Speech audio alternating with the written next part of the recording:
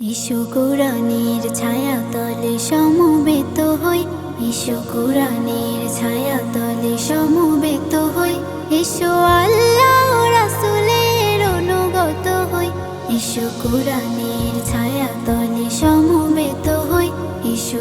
সম্মানিত উপস্থিতি, এই পর্যায়ে আমরা 10 পারা গ্রুপের তিলাওয়াত শুনব। 10 পারা গ্রুপ থেকে সর্বপ্রথম তিলাওয়াত নিয়ে আসছেন আমাদের ঢাকা আরামবাগ অডিশন থেকে উঠে আসা জামিয়া আসিয়া মদিনাতুল উলুম মাদ্রাসা থেকে আব্দুল্লাহ আল মামুন।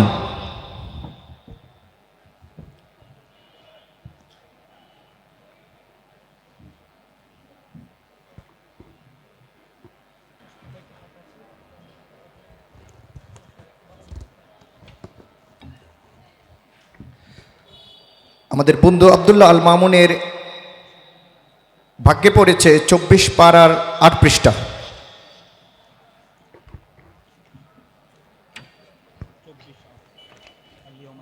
আসসালামু আলাইকুম ওয়া রাহমাতুল্লাহি ওয়া বারাকাতুহু। আউযু বিল্লাহি মিনাশ শাইতানির রাজীম। বিসমিল্লাহির রহমানির রহিম।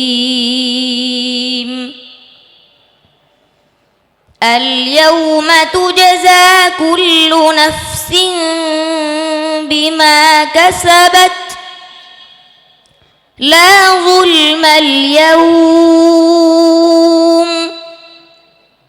إن الله سريع الحساب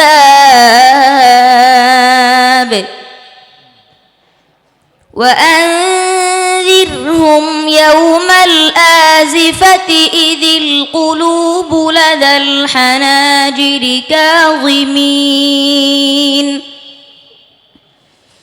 ما للظالمين من حميم ولا شفيع يطاع يعلم خائنة الأعين وما تخفي الصدور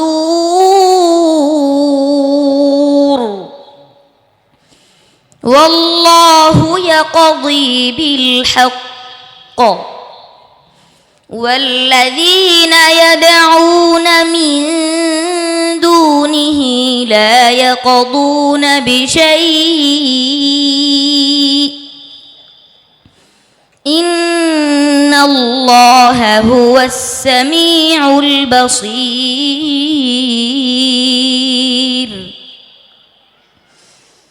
أولم يسيروا في الأرض فينظروا كيف كان عاقبة الذين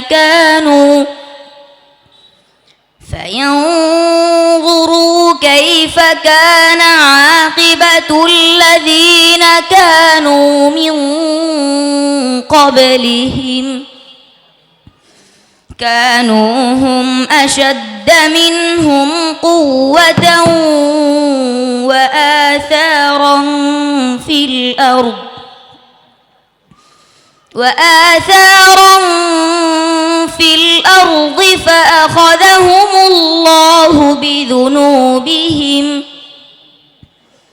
وما كان لهم من الله من واق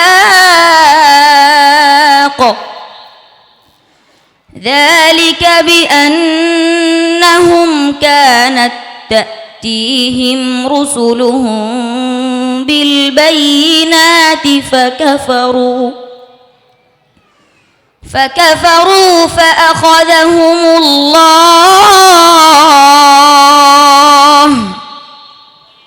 إنه قوي شديد العقاب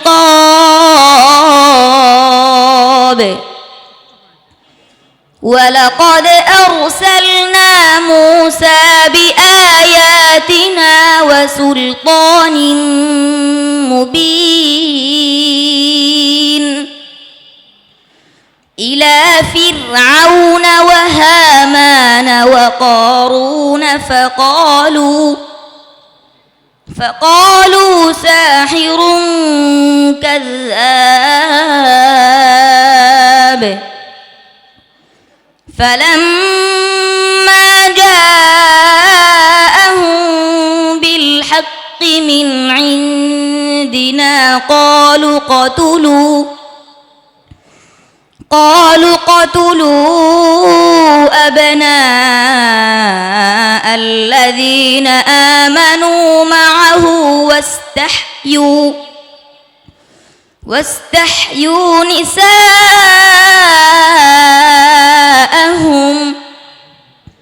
وما كيد الكافرين إلا في ضلال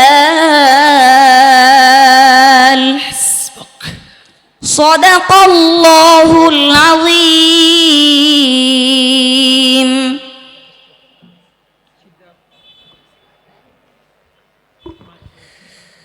অত্যন্ত সুন্দর তেলাওয়াত করলো আমাদের 10 পারা গ্রুপের প্রথম প্রতিযোগী আব্দুল্লাহ আল মামুন।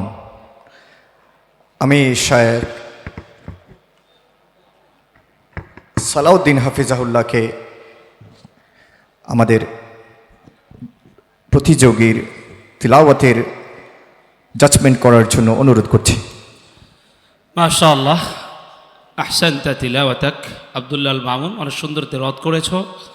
তবে আমাদের নবী পাক সাল্লাল্লাহু আলাইহি সাল্লাম হাদিসের মধ্যে বলেছেন, ইকরাউল কুরআনা বিলুহুনিল আরব, আরবদের লাহারে তিলাওয়াত করতে বলা হয়েছে। তো আমাদের তালাফুজ, প্রোনাউন্সিয়েশন, উচ্চারণ যেই ধরনের হওয়া দরকার আরবদের মতো, কালাহজাতিল আরব, সেই ধরনের উচ্চারণটা আসছে না তোমার তেলাওয়াতের মধ্যে। যদি তুমি সেই ধরনের উচ্চারণ, যেটা আল্লাহ তাআলা কোরআনের আরেক জায়গায় বলেছেন ওয়ারাত্তিল কুরআনা তারতিলা আই তাজবিদা, সেইভাবে যদি তুমি তেলাওয়াত করতে পারো তাহলে তুমি আরও অনেক দূর এগিয়ে যেতে পারবে। তোমার তেলাওয়াতের মাধ্যমে সারা বিশ্বের মঞ্চে তুমি নিজেকে ভালোভাবে উপস্থাপন করতে সক্ষম হবে ইনশাআল্লাহ। তুমি যেমন একটা জায়গায় তেলাওয়াতে একটা ভালো ধরনের ভুল করেছো, নিসাআহুম শব্দটা পুরোটা একসাথে, নিসাআহুম, তুমি আহুম আলাদা করেছো, নিসা আলাদা করেছো, অথচ শব্দ একটা এমন একটা শব্দ। এই ধরনের অনেক সূক্ষ্ম থেকে সূক্ষ্ম একেবারে ছোট ছোট ভুল, যেটা আমরা ভুল মনে করি না, আমাদের তেলাওয়াতের মধ্যে হয়ে থাকে। এই বিষয়গুলো যদি আমরা সতর্ক এবং সচেতন হই তাহলে আমরা আরও ভালো করতে পারবো। আব্দুল্লাহ আল মামুন, তুমি অনেক ভালো করো, তোমার উজ্জ্বল ভবিষ্যৎ কামনা করছি। আসসালামু আলাইকুম ওয়া রাহমাতুল্লাহি ওয়া বারাকাতুহু। ধন্যবাদ। শুভকামনা রইল আব্দুল্লাহ আল মামুনের জন্য।